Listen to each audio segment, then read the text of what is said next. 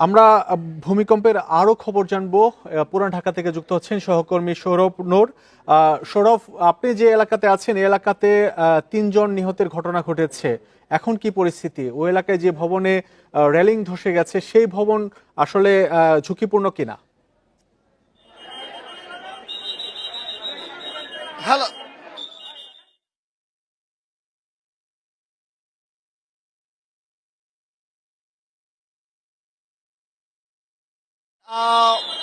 আরমানিটোলার কসাইটুলি এলাকায় কিছুক্ষণ আগের যে 10টা 38 মিনিটে যে ভূমিকম্প হয়, ঢাকা শহর জুড়ে মানে উৎপত্তিস্থল ঢাকার ঘোড়াশালের, ঢাকার পাশে নিকটবর্তী নরসিংদীর ঘোড়াশালে, সেই ভূমিকম্পের প্রভাবে রাজধানীর যে আরমানিটোলার কসাইটুলি এলাকা, সেই কসাইটুলি এলাকায়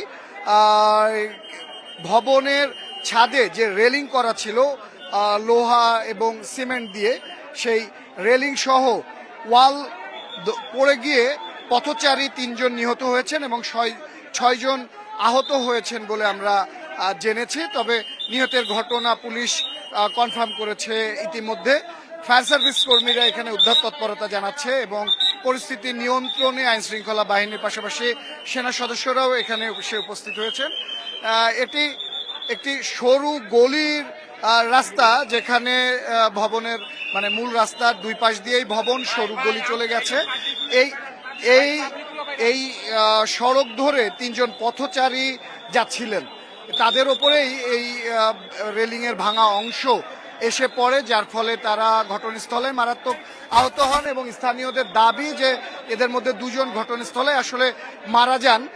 সেই যে রক্তারক্তি কাণ্ড, রক্তাক্ত যে ব্যাপার, সেটি কিন্তু এখনো সেই চিহ্ন হিসেবে রাস্তার সড়কে পড়ে রয়েছে। সেই ফায়ার সার্ভিস কর্মীরা রক্ত অপসারণের জন্য কাজ করছে এবং তারা বলছেন যে নিচে একটি প্যান্ডেল ঘেরা ছিল, কোনো কারণে হয়তো এখানে বাঁশ এবং ত্রিপল দিয়ে একটি প্যান্ডেল ঘিরে রাখা হয়েছিল। সেই প্যান্ডেলের ওপরে পড়াতে কিছুটা হলেও যে ক্ষয়ক্ষতির হাত থেকে আরেক কিছুটা মুক্তি পাওয়া বা কম হয়েছে, সে ব্যাপারে কিন্তু তারা বলছেন যে